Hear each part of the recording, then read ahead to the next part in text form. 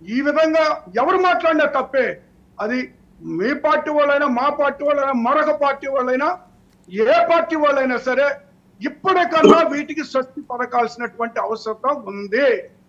ఇంత ఈ రోజు చూస్తే ఇంత నీచంగా మాట్లాడినటువంటి వ్యక్తులు చూస్తే ఆశ్చర్యం వేస్తుంది. మరి సాక్షాత్తు మరి జగన్మోహన్ రెడ్డి గారు మరి భార్యని ఈ విధమైనటువంటి దుర్భాషలాడినటువంటి వ్యక్తిని చూస్తే మరి ఏమనాలో, ఏం శిక్ష వేస్తారు? వాడికి శిరచ్ఛేదనం తప్పితే ఇంక వేరేదే శిక్ష, అంతకన్నా తక్కువ వేయడం అనవసరం.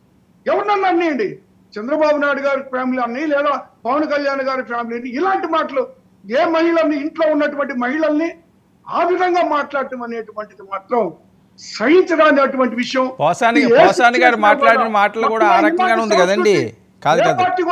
కాదండి, పోసాని గారు మాట్లాడిన మాటలు కాదండి, శిరక్షేదం అంటున్నారు మీరు. సరే, ఓకే, అది మన పరిధిలో ఉండదు. సరే, అది తర్వాత. అంటే నేను అనేది పోసాని గారు పవన్ కళ్యాణ్ గారి కుటుంబ సభ్యుల్ని పోసాని గారు మాట్లాడిన మాటలు అనకూడదని చెప్తున్నానండి నేను.